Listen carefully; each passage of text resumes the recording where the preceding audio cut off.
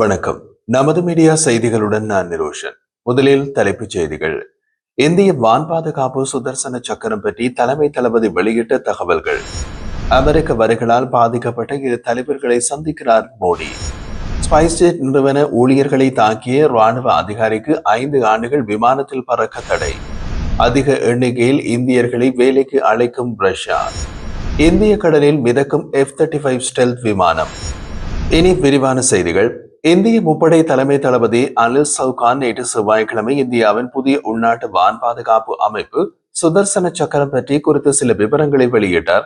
அவர் கூறிய போது இது இந்தியாவுக்கு கேடயம் மற்றும் வாள் போல செயல்படும், மேலும் இஸ்ரேலின் பிரபலமான அயன்டோம் போன்ற திறன்களை கொண்டிருக்கும். மத்திய பிரதேச மாநிலம் மாவில் நடைபெற்ற முப்படைகளின் கருத்தரங்கு நிகழ்ச்சியின் அனில் சவுகான் கடந்த கால ஆபரேஷன் சிந்து நடவடிக்கையில் இந்தியா பெற்ற அனுபவங்களை தற்போதைய பாதுகாப்பு வியூகங்களில் பயன்படுத்துகின்றன என்றும் தெரிவித்தார். எதிர்கால போர்களில் வெற்றி பெற தொழில்நுட்பம், கூட்டு நடவடிக்கைகள் மற்றும் ஒருங்கிணைந்த தளவாட மேலாண்மை முக்கியமானவை என்றும் அவர் கூறினார். அவர் மேலும் கூறிய போது ராணுவத்தில் தொழில்நுட்ப அறிவுள்ள இளம் மற்றும் நடுத்தர அதிகாரிகளின் கருத்துக்களுக்கு முக்கியத்துவம் அளிப்பது அவசியம். புதிய சிந்தனைகள் அனுபவமிக்க அதிகாரிகளின் ஆலோசனைகளுடன் இணைந்து வலுவான படைப்பலத்தை உருவாக்கும் என்றும் குறிப்பிட்டிருந்தார்.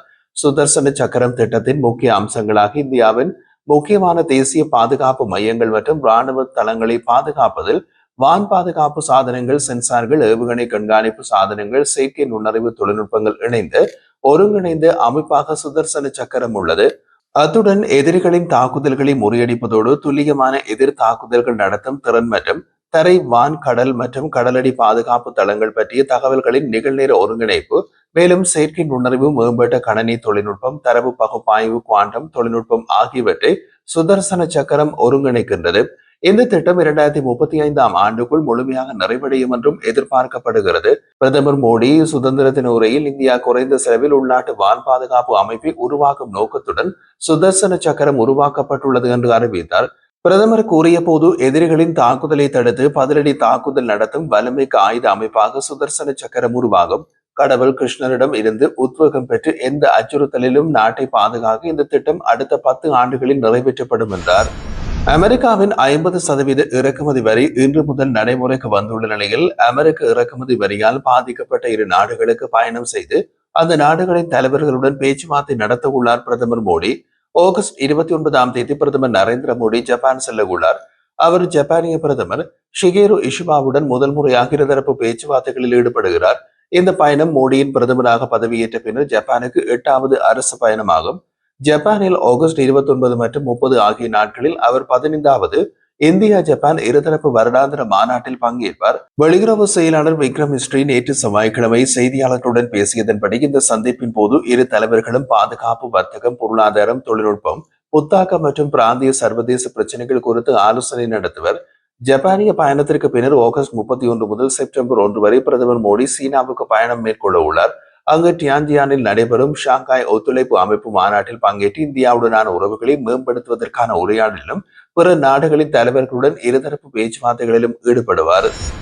ஜம்மு காஷ்மீர் மாநிலம் ஸ்ரீநகர் விமான நிலையத்தில் ஸ்பைஸ்ஜெட் நிறுவனத்தின் 4 ஊழியர்களை தாக்கிய ராணுவ அதிகாரிக்கு 5 ஆண்டுகள் விமானத்தில் பறக்க தடை விதித்து சிவில் விமான போக்குவரத்து இயக்குநரகம் உத்தரவிட்டுள்ளது. குற்றச்சாட்டில் மூத்த ராணுவ அதிகாரி ஸ்பைஸ்ஜெட் ஊழியர்களை இரும்பு கம்பியால் தாக்கிய காட்சி சமூக வலைதளங்களில் விரைவாக பரவியது. இதனிடையே விமான நிலைய அதிகாரிகளிடமிருந்து பெறப்பட்ட சிசிடிவி காட்சிகளை போலீசாருக்கு வழங்கி குற்றம் சாட்டப்பட்ட ராணுவ வீரர் மீது கடுமையான நடவடிக்கை எடுக்க வேண்டியதை ஸ்பைஸ்ஜெட் நிறுவனம் விமான போக்குவரத்து அமைச்சகத்திற்கு கடிதமாக தெரிவித்தது. இதனைத் தொடர்ந்து விமான பணியாளரை தாக்கிய ராணுவ அதிகாரிக்கு விமான பயணங்களை 5 ஆண்டுகளுக்கு தடை செய்யும் உத்தரவு வெளிவந்துள்ளது. அமெரிக்கா, கனடா, பிரிட்டன் உட்பட மேற்கத்திய நாடுகள் வெளிநாட்டினருக்கான குடியேற்ற விதிமுறைகளை கடுமையாக்கி வரும் நிலையில் இந்தியர்களை அதிக அளவில் வேலைக்கு அமர்த்த ரஷ்ய நிறுவனங்கள் ஆர்வம் காட்டி வருகின்றன. இந்திய தூதர் வினய்குமார் டாஸ் செய்தி நிறுவனத்திற்கு அளித்த பேட்டியில் கூறிய போது ரஷ்யாவில் மனிதவள தேவை அதிகரித்துள்ளது, இந்தியாவில் திறமையான மனிதவளம் உள்ளது. எனவே ரஷ்ய சட்டங்கள் மற்றும் விதிமுறைகளுக்கு உட்பட்டு அந்த நாட்டு நிறுவனங்கள் அதிக அளவில் இந்தியர்களை பணிக்கமர்த்தி வருகின்றன. குறிப்பாக கட்டுமானம் மற்றும் ஜவுளித்துறையில் பெரும்பாலான இந்தியர்கள் பணிக்கமர்த்தப்பட்டு வருகின்றனர். இதேபோல் இயந்திரங்கள் மற்றும் மின்னணு துறைகளிலும் இந்தியர்களுக்கான தேவை அதிகரித்து வருகிறது. இதனால் தூதரக சேவைகளின் பணிச்சுமை கூடி வருகிறது என்று தெரிவித்தார். ரஷ்யாவுடனான உறவுகள் இந்தியாவின் வெளிநாட்டு கொள்கையில் முக்கியமான தூணாக விளங்குவதாகவும் சமீப காலமாக ரஷ்யா இந்தியர்களின் எண்ணிக்கை கணிசமாக அதிகரித்து வருவதாகவும் அவர் குறிப்பிட்டார். தூதரக தரவுகளின்படி தற்போது ரஷ்யாவில் சுமார் 14,000 இந்தியர்கள் வசித்து வருகின்றனர். அத்துடன் ரஷ்யர்களில் உள்ள மருத்துவ மற்றும் தொழில்நுட்ப கல்வி நிறுவனங்களில் 4,500 இந்திய மாணவர்கள் கல்வி கற்கின்றார்கள். இவர்களில் 90% பேர் மருத்துவம் படித்து வருகின்றனர். மீதமுள்ளோர் பொறியியல், கணினி, அறிவியல், போக்குவரத்து, தொழில்நுட்பம், நிர்வாகம், வேளாண்மை மற்றும் நிதி மேலாண்மை துறைகளில் படித்து வருகின்றார்கள். பாதுகாப்பு அமைச்சர் ராஜ்நாத் சிங் நேற்று செவ்வாய்க்கிழமை விசாகப்பட்டினத்தில் உள்ள இந்திய கடற்படையின் கிழக்கு கட்டளை தளத்தில் 2 மேம்பட்ட மல்டிமிஷன் ஸ்டெல்த் தொழில்நுட்ப போர்க்கப்பல்களான INS உதயகிரி மற்றும் INS ஹிம்கிரி ஆகியவற்றின் சேவையை ஆரம்பித்து வைத்தார். இந்த இரு கப்பல்களும் இந்தியாவின் கடல்சார் வலிமைக்கு ஒரு பெரிய ஊக்கத்தை அளிக்கின்றது. ராஜ்நாத் சிங் மறைமுகமாக அமெரிக்காவை குறிப்பிட்டு கூறிய போது, ஒரு நாடு F-35 5ஆம் தலைமுறை போர் விமானங்களை வானில் பறக்கவிடும் அதே வேளையில் இந்திய கடற்படை F-35 ஸ்டெல்த் போர்க்கப்பலை இந்திய கடலில் மிதக்க விட்டுள்ளது. INS உதயகிரி இந்தியாவில் தயாரிக்கப்பட்ட தொழில்நுட்பத்துடன் கடல்களில் பயணிக்கின்றது. இன்று நீங்கள் உள்நாட்டு F-35 போர்க்கப்பலை அறிமுகப்படுத்தியுள்ளீர்கள் என்றார் சிரித்தபடி. கடல்சார் சக்தியின் வளர்ந்து வரும் முக்கியத்துவத்தை எடுத்துரைத்த பாதுகாப்பு அமைச்சர், இந்தியாவின் மேற்கு பகுதிக்கான புவிசார் தந்திரோபாய நிலைமை நாட்டின் பொருளாதார வளர்ச்சியில் நேரடி தாக்கத்தை ஏற்படுத்துகிறது என்றார். கடற்படையின் பங்கு கடல்களை பாதுகாப்பதில் மட்டுமல்ல, தேசிய பொருளாதார பாதுகாப்பை பாதுகாப்பதிலும் நீடிக்கப்பட்டுள்ளது என்று அவர் தெரிவித்தார். மேற்கு பிராந்தியத்தில் புவிசார் தந்திரோபாய நிலைமை நமது பொருளாதார வளர்ச்சியினை நேரடியாக பாதிக்கும் திறனை வைத்திருக்கின்றது. நமது எரிக்கும் தேவைகளான எண்ணெய், இயற்கை எரிவாயு அனைத்தும் இந்த பிராந்தியத்தின் பாதுகாப்பை பெருமளவிலே சார்ந்துள்ளது. எனவே கடற்படையின் பங்கு கடலை பாதுகாப்பதில் மட்டுமல்ல, அது நமது தேசிய பொருளாதார பாதுகாப்பின் முக்கிய தூணாகவும் உள்ளது என்று அவர் கூறினார். ஏப்ரல் 22ஆம் தேதி பகல்காமில் நடந்த தீவிரவாத தாக்குதல்களில் இந்திய சுற்றுலா பயணிகள் கொல்லப்பட்டதற்கு நாடு உறுதியாக பதிலளித்துள்ளதாகவும் ராஜ்நாத் சிங் கூறினார். நமது அப்பாவி மக்கள் மீதான தாக்குதல்கள் எங்களுக்கு ஒரு சவாலாக இருந்தது. ஆனால் இந்தியா ஆபரேஷன் சிந்தூர் மூலம் ஒரு பயனுள்ள மற்றும் துல்லியமான பதிலடியை வழங்கியது. இது பாகிஸ்தானில் உள்ள தீவிரவாதத்தின் முகாம்களில் குறிவைத்து நடத்தப்பட்ட எல்லை தாண்டி ராணுவ தாக்குதல் என்று அவர் விவரித்தார். சிந்தூர் நடவடிக்கை முடிவடையவில்லை, அது தற்காலிகமாக இடைநிறுத்தப்பட்டுள்ளது என்று நான் கூற விரும்புகின்றேன். இந்தியாவின் அமைதி ஆனால் தாக்குதல் தயார்நிலை என்ற கொள்கையினை மீண்டும் வலியுறுத்திய அமைச்சர், இந்தியா எப்போதும் உலகுக்கு அமைதியின் செய்தியினை வழங்கிக் உள்ளது. இந்தியா ஒருபோதும் தனது தரப்பிலிருந்து போரை நடத்துவதில்லை, ஆனால் வலிய வந்த போரை விடுவதும் இல்லை. அதை வரலாறு காட்டுகின்றது. நாட்டில் அமைதி மற்றும் பாதுகாப்புக்கு யாராவது சவால் விடுத்தால் பொருத்தமான பதிலடி கொடுக்க நமக்கு தெரியும். தொடர்ந்து அதை செய்வோம் என்றார். உலகு வல்லரசு போட்டிகள் அடிக்கடி சந்திக்கும் இந்திய பெருங்கடலில் உள்ள சவால்களையும் அவர் சுட்டிக்காட்டினார்.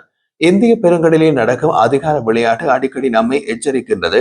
இங்கு பல நாடுகளின் நலன்கள் மோதுகின்றன. இதன் காரணமாக இந்தியா தனது கடல்சார் தயார் நிலையை வலுப்படுத்த வேண்டிய அவசியம் உள்ளது என்று கூறினார். உள்நாட்டு போர்க்கப்பல் வடிவமைப்பில் கடற்படையின் நீண்ட பயணம் குறித்து பேசிய ராஜ்நாத் சிங், போர்க்கப்பல் வடிவமைப்பில் பணியகம் 100 கப்பல்களை எட்டு கிட்டத்தட்ட 50 ஆண்டுகளானது. ஆனால் அடுத்த 25 ஆண்டுகளில் இந்த எண்ணிக்கை இரட்டிப்பாகும் என்றும் நம்பிக்கை தெரிவித்தார். புதிய போர்க்கப்பல்களை பொறுத்தவரை INS உதயகிரி மற்றும் INS ஹிம்கிரி ஆகியவற்றை இயக்குவது ஆத்ம நிர்பார் பாரதத்தை நோக்கிய ஒரு கனவு நனவாகும் என்றும் அவர் கூறினார். இந்த 2 போர்க்கப்பல்களும் நாட்டின் பாதுகாப்பில் ஒரு மைல்கல்லாக இருக்கும் என்று தான் நம்பிக்கையுடன் சொல்ல முடியும். இந்த போர்க்கப்பல்கள் பாதுகாப்பு அமைப்பை வலுப்படுத்துவது மட்டுமல்லாமல் இயற்கையாகவே மனிதாபிமான உதவி மற்றும் பேரிடர் நிவாரண பணிகளையும் பலப்படுத்தும் என்று அவர் மேலும் கூறினார். ராஜ்நாத் சிங்கின் கூற்றுப்படி INS உதயகிரி மற்றும் INS ஹிம்கிரி கப்பல்கள் சேர்க்கப்பட்டிருப்பது இந்தியா தனது கடல் எல்லைகளை பாதுகாக்க முழு திறனையும் எந்த சூழ்நிலையிலும் உடனடியாக எதிர்வினையாற்ற தயாராக இருப்பதை நிரூபிக்கின்றது. இந்திய கடற்படை கடலோர பகுதிகளை பாதுகாப்பது மட்டுமல்லாமல் இந்திய பெருங்கடல் பகுதியில் அமைதியினையும் செழிப்பையும் பராமரிக்கிறது என்று அவர் கூறினார். பிரதமர் நரேந்திர மோடியின் தலைமையின் கீழ் பாதுகாப்பு துறைக்கு முன்னுரிமை அளிக்கப்பட்டு நவீனமயமாக்கப்பட்டுள்ளது என்றும் அமைச்சர் அடிக்கோடிட்டு காட்டினார். முன்னர் சில நாடுகள் மட்டுமே வைத்திருந்த உயர் தொழில்நுட்ப உபகரணங்களை இந்தியா இப்போது அவற்றை வடிவமைத்து உற்பத்தி செய்து வருகின்றது. மேலும் INS தமால் இந்திய கடற்படையில் சேரும் கடைசி வெளிநாட்டு கப்பலாக இருக்கும் என்றும் அவர் கூறினார். எதிர்கால கண்ணோட்டத்துடன் ஆயுதப்படைகள் பலப்படுத்தப்பட்டு வருவதாகவும் INS உதயகிரி மற்றும் INS ஹிம்கிரி கப்பல்கள் இயக்கப்படுவது கடற்படையின் வலிமை அடையக்கூடிய தன்மையும் மற்றும் மீள்தன்மையினை கணிசமாக அதிகரிக்கும் என்றும் ராஜ்நாத் சிங் கூறினார்.